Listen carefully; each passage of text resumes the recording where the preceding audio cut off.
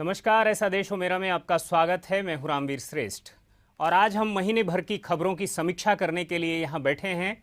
और सबसे पहले यहां पर कई खबरें जो महीने भर की रही हैं, जो बड़ी प्रमुख खबरें हैं, उनमें खाद्य सुरक्षा बिल यानी देश के गरीब लोगों को खाने की गारंटी, और एक दूसरी बड़ी चर्चा सीरिया संकट की भी है। और माना जा रहा है कि अगले कुछ घंटों में, अगले कुछ दिनों में अमेरिका वहां पर सैन्य कार्रवाई कर सकता है। एक तीसरी खबर जो है वो रुपए को लेकर है, और ये रुपया उस दिशा में बढ़ रहा है जिस दिशा में बजरंग मुनि लगातार कह रहे हैं कि रुपया अगर $75 के मुकाबले $75 के स्तर तक जाता है तो ये उसका अवमूल्यन नहीं होगा, ये उसका एक तरह से पुनर्मूल्यांकन उसका होगा। और अगर उसका पुनर्मूल्यांकन किया जाए तो उसे 75 रुपया बराबर $1 होना ही चाहिए। और उन्होंने ये भी कहा कई बार कि इसे ज़बरदस्ती रोका जा रहा है, लेकिन उनके इस कथन के बावजूद देश के वित्त मंत्री पी चिदम्बरम, जिनकी आर्थिक तासीर की वो भी कई बार बड़ाई कर चुके हैं, वो आज स्टेटमेंट देते हैं कि नहीं, ये तो कुछ ज़्यादा ही गिर रहा है। और एक और खबर है, अमेरिका ने कहा कि जो मुस्लिम धार्मिक स्थल हैं वहाँ पर कट्टरपंथी ताकतें उनको अपना केंद्र बना रही हैं, या ये कहिए उसने सीधा आरोप लगाया कि उन्हें आतंकवादी गतिविधियों का केंद्र बनाने की कोशिश हो रही है, की जा रही है। हम इन चारों खबरों पर हम पूरी तरह से बजरंग मुनि जी की जो उनका नज़र है, उनकी जो नज़रिया है, उस पर हम एक बार कोशिश करेंगे, इनकी समीक्षा करने की कोशिश करेंगे। लेकिन सबसे पहले हम बजरंग मुनि जी का स्वागत करते हैं A to Z न्यूज़ के स्टूडियो में। मुनि जी, सबसे पहले खाद्य सुरक्षा बिल अभी जो है ये कहा जा रहा है, और ये सरकार पर आरोप लग रहे हैं कि वो एक आदमी को 160 ग्राम अनाज पर डे के हिसाब से देना चाह रही है, देने की कोशिश कर रही है।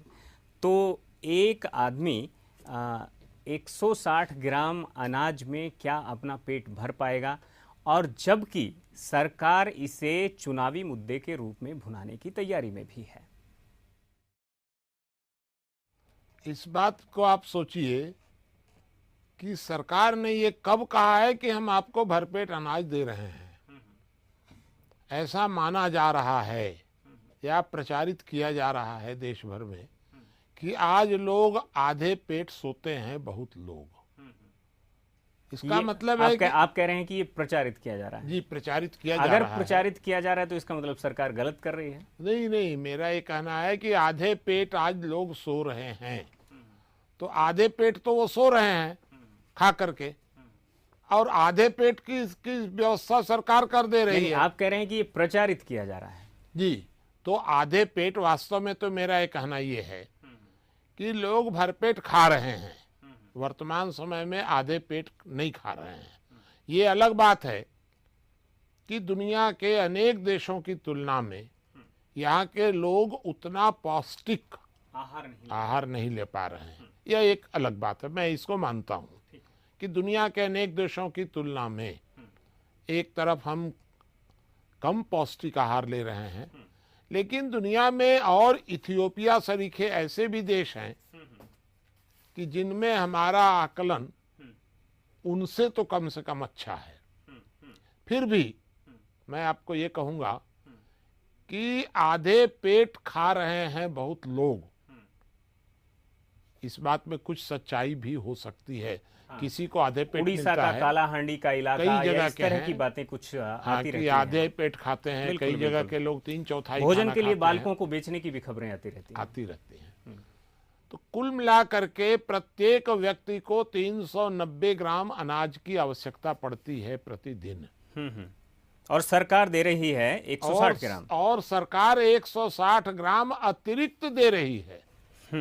जो वो आधा पेट खा रहे हैं उसमें जो कमी पड़ रही है उस कमी को पूर्ति कर रही है। तो इसमें तकलीफ क्या है?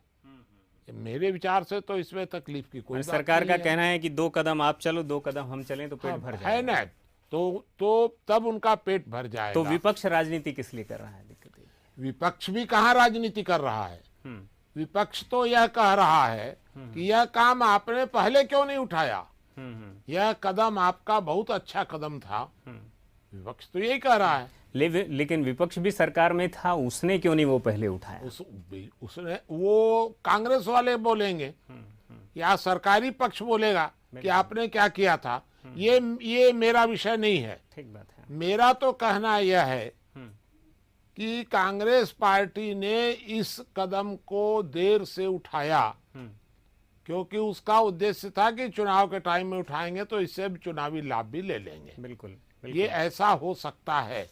और अगर ऐसा कांग्रेस पार्टी ऐसा सोच रही थी तो ये तो स्वाभाविक है कि राजनीति में इतना तो चालाकी होती है। भाई अभी आप सोचिए ना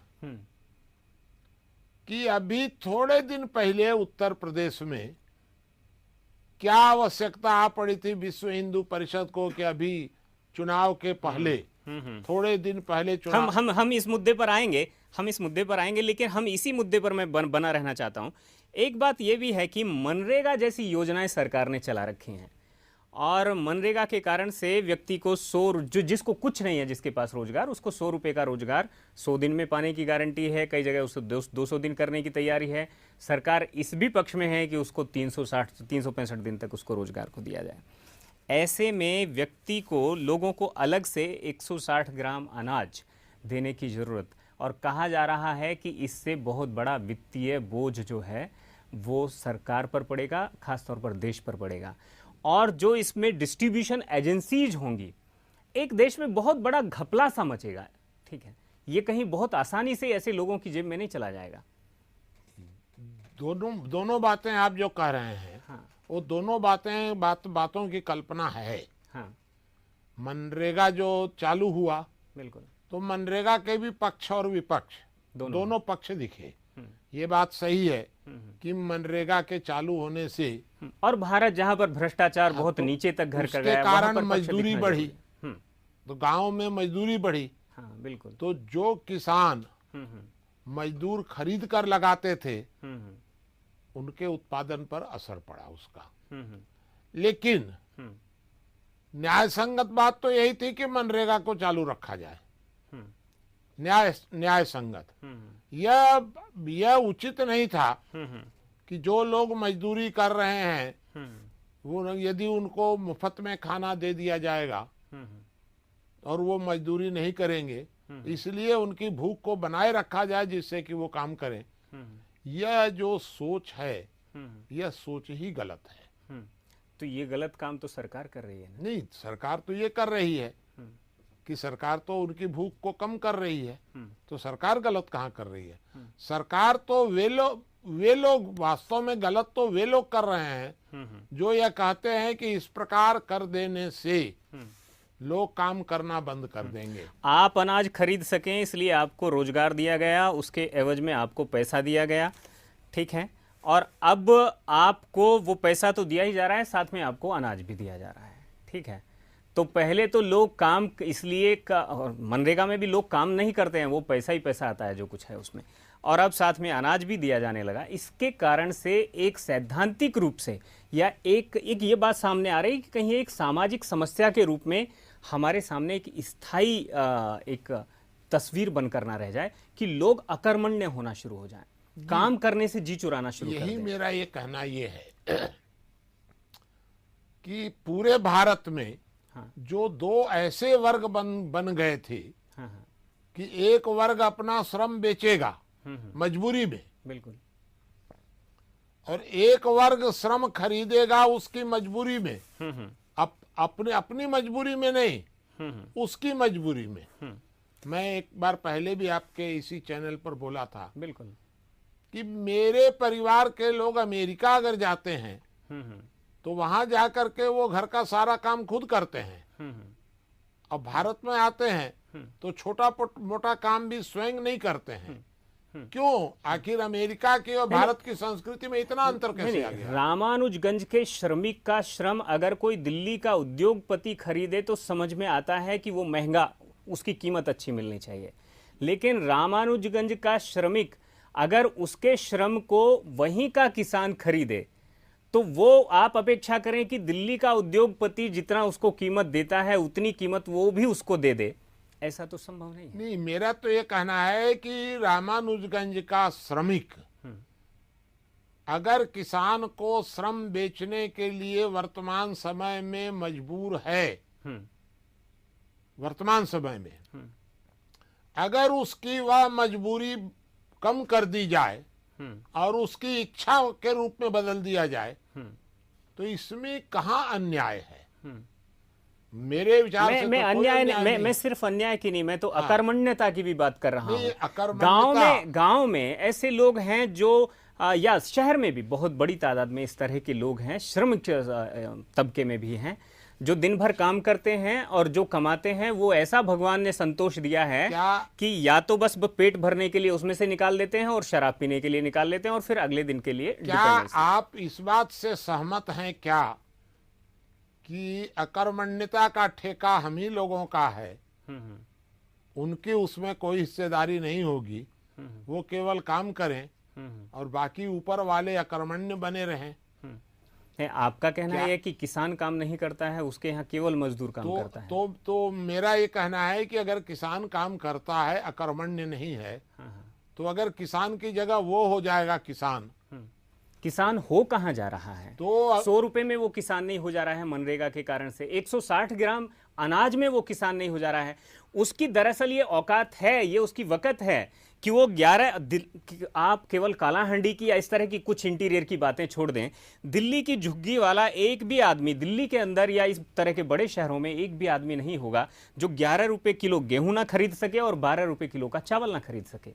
बावजूद इसके आप जो हैं इन सब लोगों को आप लाइन में खड़ा कर देना चाहते हैं और इनको हमेशा रिजर्वेशन की तरह, जिस तरह से आपने एक लॉलीपॉप दिया है, एक लॉलीपॉप आप और थमा रहे हैं कि नहीं नहीं नहीं, आपका काम जो है वोट देना है और ये 160 ग्राम अनाज लेना है। आपका ये मानना है कि ये वोट देने के लिए अनाज दिया जा रहा है? हाँ बिल्कुल, आपका ये मानना है। बिल्कुल।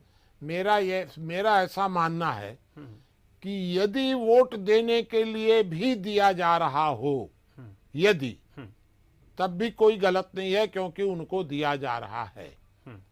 और यदि वोट की मंशा उसमें कम है और उनकी भलाई की मंशा ज्यादा है तब तो कोई बात ही नहीं है।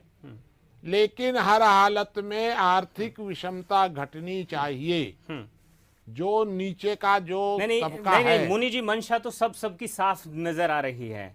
मंशा तो मिड डे मील शुरू किया गया, फिर मिड डे मील में जो है जो पैसा सरकार देती है उस पर खुराक, उस पैसे में भी पैसा बचाया जाता है और वो इतना बचाया जाता है कि बच्चे जो हैं वो माने मौत के मुंह में चले जाते हैं, मर जाते हैं। और बड़ी संख्या में ऐसा होता है, बहुत जगह ये घटनाएं आती हैं।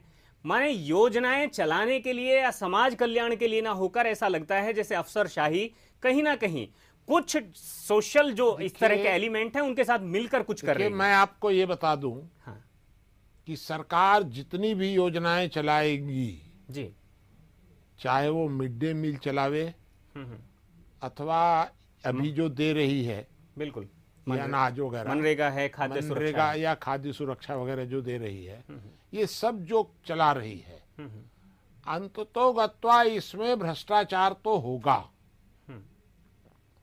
क्योंकि जब भारत का, लेकिन यही भ्रष्टाचार जो है छत्तीसगढ़ में जब चावल बांटा जाता है तो वहां क्यों? मेरा ये कहना ये है कि भ्रष्टाचार तो होगा। हाँ।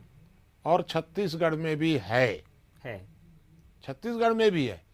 थोड़ा प्रतिशत कम ज्यादा हो सकता है कि छत्तीसगढ़ में और जगहों से प्रतिशत कम है, इतना ही हो सकता है। तो वो है। और उसको रोकने का उपाय क्या है? उसको रोकने का उपाय है कैश सब्सिडी। सबको छोड़ करके आप नगद पैसा उसको दे दीजिए, बैंक में दे दीजिए। नहीं तो सरकार जो है, सरकार ने कैश सब्सिडी शुरू की जब लगा कि वोट जो है कैश, वोट का माने चुनाव नजदीक आ रहे हैं और कैश सब्सिडी जो है उसने मामले को गर्म नहीं किया है, सरकार के पक्ष में हवा नहीं बही है, तो चलिए कुछ और तरीके से देना शुरू करते हैं। तो इस तरीके से अब शुरू कर रहे हैं। यानी आप कहते हैं कि कैश सब्सिडी में भ्रष्टाचार की गुंजाइश जो है वो खत्म होती कम है, खत्म नहीं होगी। हाँ, कैश सब्सिडी में गुंजाइश कम होगी भ्रष्टाचार की। तो कैश सब्सिडी में उसको बदलना सबसे अच्छा उपाय है। चाहे वो मिड डे अभी मील है, चाहे वो वर्तमान खाद्य सरकार का सुरक्षा। जो सोचना है हाँ हाँ। कि वर्तमान सरकार का ऐसा मानना है हम्म कि भाई अभी अनाज दे करके हम्म और वोट ले लिया जाए, अनाज दे करके, हम्म और जब वोट ले लेंगे तो चुनाव के बाद इसको कैश सब्सिडी में ट्रांसफर कर देंगे। ऐसा सोचना मेरे हिसाब से तो ऐसा है कि सरकार उसको कैश सब्सिडी में बदलेगी। ये अनाज जिस तरह सड़ रहा है, एक तरफ किसान पैदा कर रहा है, एक तरफ हमारी राजनीतिक व्यवस्था अनाज को सड़ा रही है, बिल्कुल। ये कोई अच्छी बात तो नहीं है। लेकिन लेकिन लेकिन सड़ रहा लेकिन है। लेकिन लेकिन विपक्ष से लेकर सुप्रीम कोर्ट तक जब अनाज पिछले सालों में भी सड़ रहा था, सुप्रीम कोर्ट कह कह करके मर गया। ठीक है, सरकार एकदम हाथ खड़े कर दे, नहीं हम नहीं बांटेंगे। और आप भी मनमोहन सिंह के समर्थन में आ गए। जी, मैं ये फिर से कह रहा हूं आपको हाँ। कि सुप्रीम कोर्ट ने जो कहा वह सुप्रीम कोर्ट की नीयत साफ नहीं थी। नहीं, सुप्रीम कोर्ट को कहां उस अनाज उसके घर में जाना था। जी नहीं, वो नहीं कहा सुप्रीम कोर्ट ने। सुप्रीम कोर्ट को यह कहना चाहिए था कि कहीं भी किसी तरह का अनाज नहीं सड़ना चाहिए, भले ही उसको बांटना पड़ जाए तो बांट दिया जाए। सुप्रीम कोर्ट ने ये नहीं कहा। सुप्रीम कोर्ट ने ये कहा चूंकि आपका अनाज सड़ रहा है और आपके पास स्टोरेज नहीं है, इसलिए आप उसको बांट दीजिए। नहीं कहा बांट दीजिए, नहीं कहा। सुप्रीम कोर्ट ने कहा कि इसको फ्री में बांट दीजिए, फ्री में बांट दीजिए। आप याद कीजिए, सुप्रीम कोर्ट ने 3 बार कहा है और तीनों बार कहा है कि इसको मुफ्त बांटिए। सुप्रीम कोर्ट कौन होता है ये कहने वाला कि मुफ्त बांटिए कि पैसे से बांटे या निर्यात कर दें। सुप्रीम कोर्ट को केवल इतना ही कहना चाहिए था कि अनाज को आप सड़ने मत दीजिए, भले ही उसको मुफ्त बांटना पड़ जाए, भले ही निर्यात करना पड़ जाए, भले ही बेचना पड़ जाए, जो करिए, लेकिन सड़ने मत दीजिए। लेकिन सुप्रीम कोर्ट ने सस्ती लोकप्रियता के कारण सीधा कह दिया कि अनाज को सड़ने से बचाने के लिए इसको मुफ्त बांट दिया जाए। अब मुफ्त बांट दिया जाए तो क्या हालत होगी देश की। मुफ्त बांटना, अब ये तो सरकार सोचेगी, सुप्रीम कोर्ट का तो काम नहीं था। तीनों बार उसने मुफ्त शब्द कहा है। 2 रुपए किलो में बांटना और मुफ्त बांटना कोई बहुत फर्क मेरा नहीं तो है। ये कहना है कि सुप्रीम कोर्ट कौन होता है ये कहने वाला कि हम मुफ्त बांटेंगे कि पैसा तो से सरकार देंगे? ये कह सकती थी उस समय कि भाई हम मुफ्त नहीं बांटेंगे, 2 रुपए किलो देंगे, तब वो काहे- उसके लिए भी काहे तैयार नहीं को थी। सरकार- आज जब इलेक्शन सिर पर है तब वो तुरंत एकदम से तैयार हो गई। जी, तो मैं तो ये कह ही रहा हूँ हाँ। कि इसको चुनावी लाभ के साथ भी जोड़कर माने देखा जा सरकार रहा तभी है। ये जानती थी कि इस चीज को हम जो है चुनाव आने से एकदम पहले इसको टॉस करेंगे। हो सकता है, मैं इसको पक्का नहीं कह सकता हूँ, लेकिन चुनावी लाभ भी उसके साथ जुड़ा हो सकता है, जैसा देश भर में राजनीतिक लाभ इसमें के लिए होता है। एक सवाल इसमें मुनि जी और निकल कर आता है, और वो ये है कि जिस तरह से रिजर्वेशन को आगे बढ़ाया गया और अब पीछे लेने की अगर कोई भावी सरकार आती है और कोई सरकार ये अपनी नीयत भी बनाती है कि भाई रिजर्वेशन जो है वो देश के लिए ठीक नहीं है और इसको हम पीछे खींचना चाहिए या डिसबैंड करना चाहिए, क्या खाद्य सुरक्षा का जो ये आगे बढ़ाया गया कदम है, क्या आने वाली किसी भी भावी सरकार के लिए ये कदम वापस लेना मुश्किल होगा? क्यों वापस लिया जाए? मैं तो ये कह रहा हूँ कि इसको और बढ़ाने में क्या दिक्कत है। नहीं, आर्थिक लेकिन विषमता इस प्रकार है। लेकिन मैं ये कह रहा हूं कि आप आर्थिक विषमता खत्म कीजिए, देश का जो आम आदमी है उसकी जेब में पैसे को जाने दीजिए और बाजार मूल्य पर चीजों को उसे खरीदने की आदत डालने दीजिए। उसको फ्री का खाने के लिए आप जो आदत डाल रहे हैं, ये आदत कितनी सही है? मैं तो ये कह रहा हूँ ना भाई कि इसको बदलने में कोई देर नहीं लगेगी, कैश सब्सिडी में ट्रांसफर हो जाएगा। तो जब आपका कैश सब्सिडी में ट्रांसफर हो जाएगा तो जो आपका आरोप है वो खत्म हो जाएगा, क्योंकि वो खरीदेगा तो बाजार से। आखिर आज आपने सुना होगा अभी कि ये जो गैस सिलेंडर, हाँ, गैस सिलेंडर के बारे में सरकार ने कर दिया कि अब तो आपको गैस सिलेंडर नहीं मिलेगा, आप बाजार से खरीदिए गैस सिलेंडर।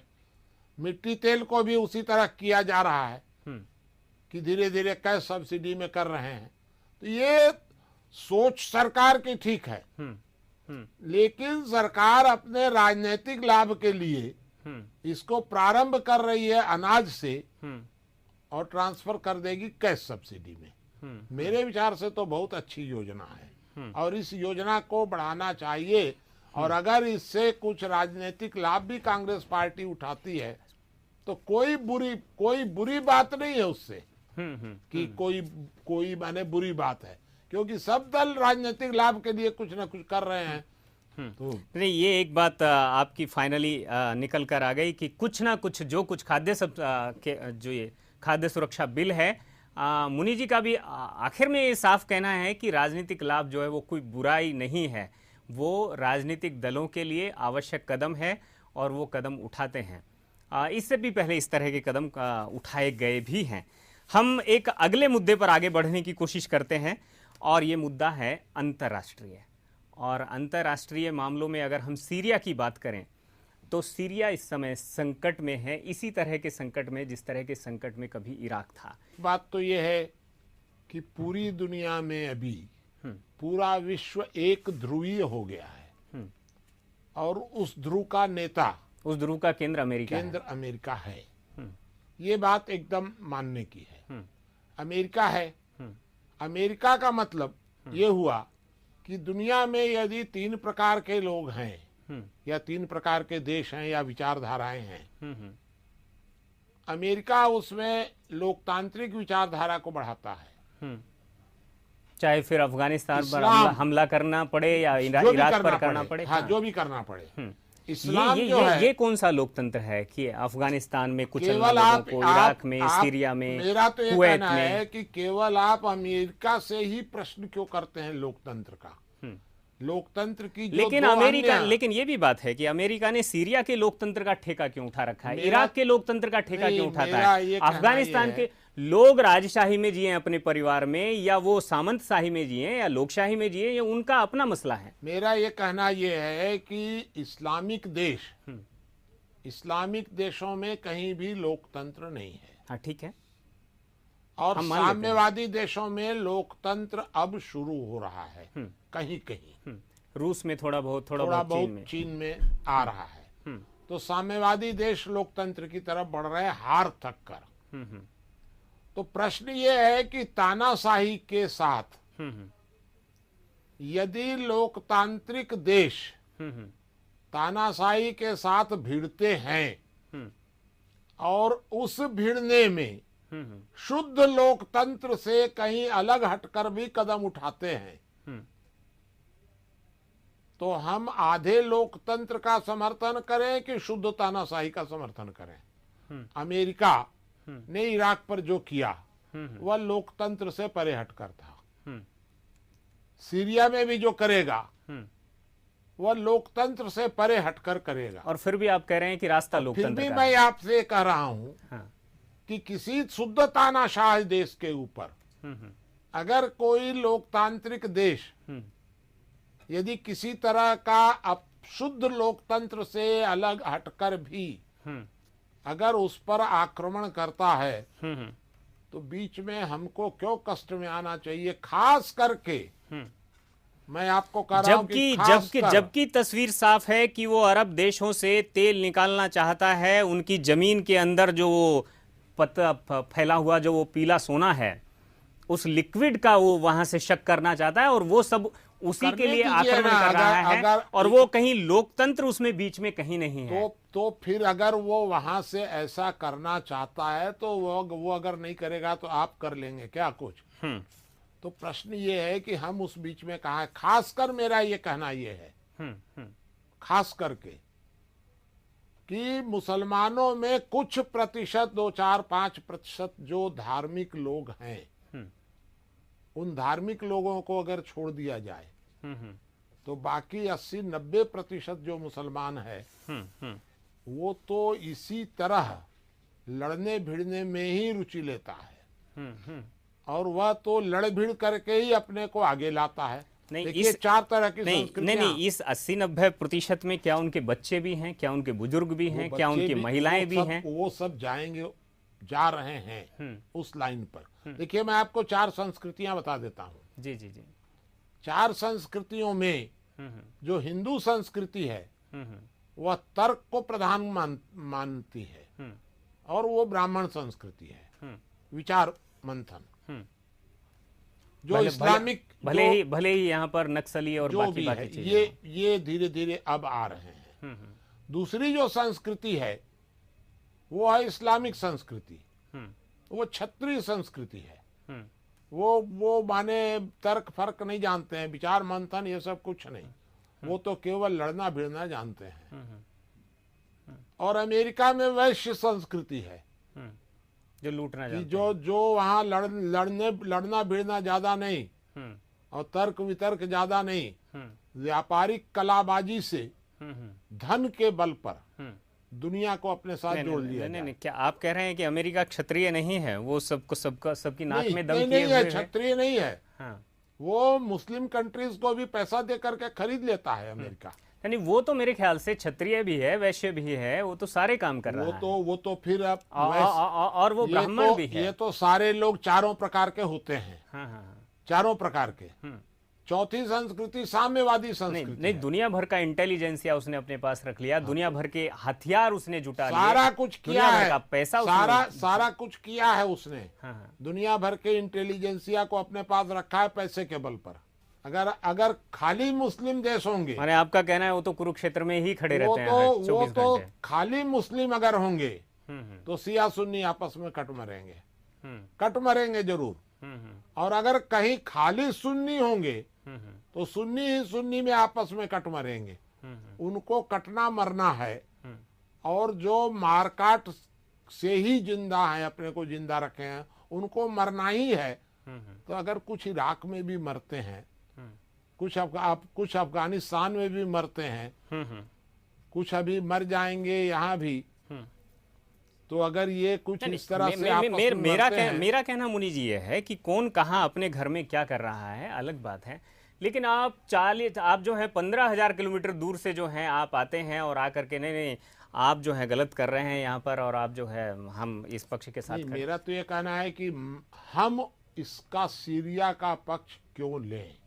हम कह रहे हैं कि हम अमेरिका का ही पक्ष क्यों लें, अमेरिका का जबकि पक्ष हमने इसलिए लेंगे। इराक में अमेरिका की भूमिका को देखा है और उसी के देश के हम तो ये कह रहे हैं कि वो सीरिया के साथ उस तरह से करेगा, क्योंकि अगर तानाशाह देशों के साथ नहीं आगे चलकर वो भारत के साथ भी क्यों नहीं करेगा अगर भारत कमजोर हुआ तो? क्योंकि भारत लोकतांत्रिक देश है, सीरिया लोकतांत्रिक देश नहीं है। तो ऐसी कोई आगे संभावना नहीं दिखती है कि अमेरिका ने किसी लोकतांत्रिक देश पर बल प्रयोग किया हो। ऐसा आज तक का कोई रिकॉर्ड नहीं है। अभी न 100 वर्षों का है, न 200 वर्षों का है, न 500 वर्षों का है। लोकतांत्रिक देश पर उसने आक्रमण नहीं किया है, और करेगा तो फिर देखा जाएगा। लेकिन आज से हम काहे को वहां जाकर के सीरिया के पक्ष में खड़े हो जाएं? आज से तो ये प्रश्न ही नहीं है। आज लड़ने भिड़ने दीजिए। अरे भाई, अगर मरते हैं तानाशाह यदि कुछ आपस में लड़ भिड़ करके कम होते हैं, मरते हैं, तो हमको चिंता करने की क्या जरूरत है? ये तो मरना तो इनका स्वभाव है। लेकिन ये है कि अभी आग दूर लगी है, कहीं वो आग आपके पास तक आ गई तो आपको दिक्कत होगी। नहीं, दिक्कत काहे को होगी? आग हमारे पास काहे को आएगी? जब हम अमेरिका से टकराएंगे तब ना आग हमारे पास आएगी। जब हम लोकतंत्र को छोड़कर तानाशाह बनेंगे तो आग आएगी, नहीं तो नहीं आएगी। शुक्रिया मुनि जी। कुल मिलाकर यहाँ पर दो मुद्दों को उठाया गया और सीरिया संकट की एक समीक्षा मुनि जी ने यहाँ पर करने की कोशिश की है। यहाँ पर खाद्य सुरक्षा बिल को लेकर के, और ये बात सामने आई कि 390 ग्राम जो अनाज है, खाद्यान्न है, वो एक व्यक्ति को एक दिन के अंदर ज़रूरत होती है, लेकिन सरकार ने 160 ग्राम देने का वादा किया है। और ये भी उम्मीद की है कि कुछ लोग जो हैं अपना पेट, आधा पेट वो भर लेंगे और आधा हम भर देंगे, तो कम से कम ये पेट जो है पूरा भरेगा और भूख मिटेगी। हम बाकी के जो 2-3 मुद्दे हैं उन पर अगले हफ्ते फिर आपके साथ पेश होंगे और उन मुद्दों पर समीक्षा करने की कोशिश करेंगे। फिलहाल इस पूरे एपिसोड पर मुझे दीजिए इजाज़त। नमस्कार।